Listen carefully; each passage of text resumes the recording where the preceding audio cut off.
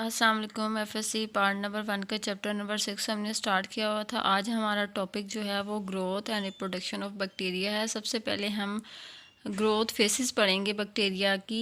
सबसे पहली फ़ेज़ है लैग फेज़, दूसरी है लॉग फेज़, तीसरी है स्टेशनरी फेज़ और फोर्थ वाली जो है उसको कहते हैं डिक्लाइन फेज़। लैग फेज़ जो होती है इसमें बैक्टीरिया जो होती है इसमें बैक्टीरिया की ग्रोथ नहीं होती है। इसमें बैक्टीरिया जो है अपने आप को डिवीज़न के लिए तैयार कर रहा होता है। और लॉग फेज़ वो होती है जिसमें बैक्टीरिया जो है इसमें इसका बहुत तेज़ी से ग्रोथ हो रही होती है, ठीक है, और एक्सपोनेंशियल रेट पर जो है अपने आप को डिवाइड कर रहा होता है बैक्टीरिया। और स्टेशनरी फेज़ वो होती है जिसमें डेथ रेट जो होता है इक्वल होता है उसके रिप्रोडक्शन रेट की। और डिक्लाइन फेज में होती है वो क्या कहते होते हैं इसका डेथ रेट जो होता है वो इंक्रीज़ ज़्यादा होता है, ठीक है।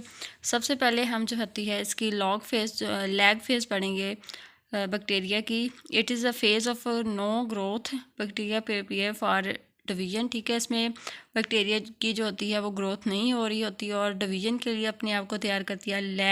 लॉग फेज जो होती है दूसरी फेज़ है बैक्टीरिया की ग्रोथ की। इसमें बैक्टीरिया जो होता है it is a phase of rapid growth. Bacteria divides at exponential rate, ठीक है। और बैक्टीरिया जो होता है एक्सपोनेंशियल रेट पर अपने आप को डिवाइड करता है और इसमें तेज़ी से जो होती है वो ग्रोथ बैक्टीरिया की हो रही होती है।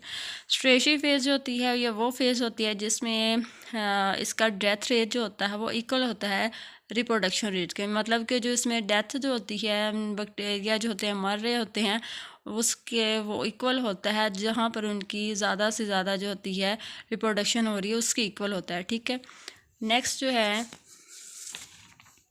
Decline phase. डिक्लाइन फेज जो होता है इसमें बैक्टीरिया जो होते हैं स्टार्ट कर देते हैं डाइंग, यानी कि मरना शुरू कर देते हैं। इसमें जो होता है डेथ रेट जो होता है वो ज़्यादा होता है और रिप्रोडक्शन रेट जो होता है वो क्या होता है कम होता है, सही है। यह था हमारा ग्रोथ फेज़, ठीक है। अब जो है हमारी नेक्स्ट आ जाती है रिप्रोडक्शन, ठीक है।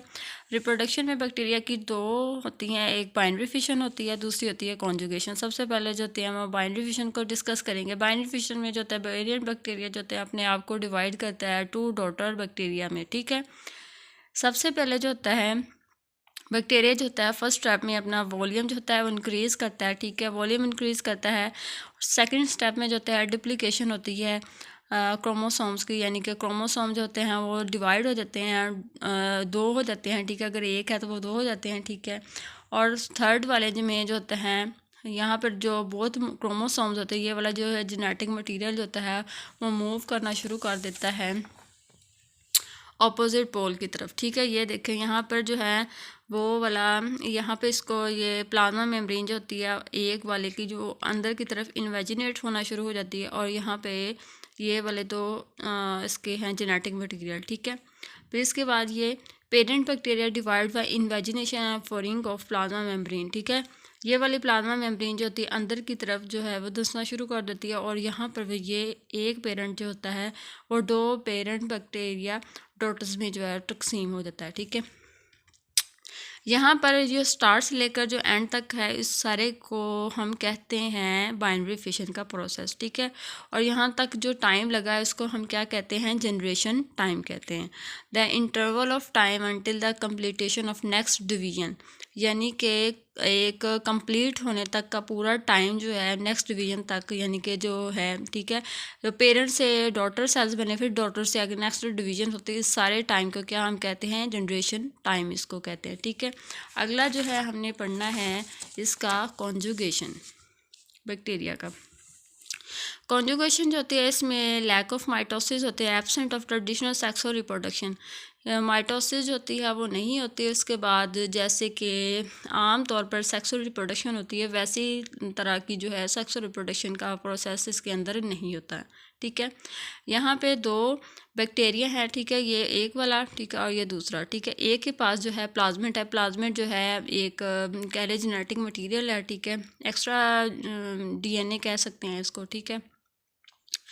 ये एफ पॉजिटिव है और ये एफ नेगेटिव है, ठीक है। इसके पास जो है वो प्लाज्मेट नहीं है, ठीक है। अब ये एफ पॉजिटिव वाला जो है एक जो है एक्स्ट्रा जो है एक प्लाज्मिड जो है जनरेट करेगा, ठीक है, अपने पास जो है एक और यानी कि प्लाज्मिड बनाएगा, ठीक है।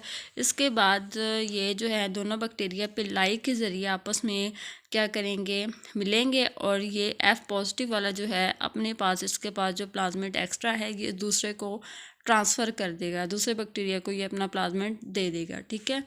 इसके बाद फिर ये क्या होता है, यहाँ पर फिर ये आ जाता है, दोनों जो है पॉजिटिव बन जाते हैं। ये अपना जब प्लाज्मिड जो है इसको दे देता है, ठीक है, जेनेटिक मटेरियल कहते हैं इसको, ट्रांसफ़र कर देता है, ठीक है, इसको, तो ये क्या बन गए, दो बन गए, ठीक है। अब कॉन्जुगेशन किसको कहते हैं कि the transfer of genetic material from donor recipient with the help of sex पिलाई। सेक्स पिलाई की मदद से जो एक जेनेटिक मटेरियल से दूसरे को देते हैं, ठीक है। इस सारे प्रोसेस को हमने क्या कहना है, ये क्या है, कॉन्जुगेशन का प्रोसेस है, ठीक है। इम्पोर्टेंस इसकी ये है कि ये जो है कॉन्जुगेशन का प्रोसेस ये वेरिएशन के लिए बहुत ज़्यादा इम्पोर्टेंट होता है, ठीक है। ये था हमारा आज का टॉपिक, बहुत इंपॉर्टेंट था, एज अ लॉन्ग क्वेश्चन के तौर पर भी बहुत इंपॉर्टेंट था। अपना ख्याल रखिएगा, अल्लाह हाफिज़।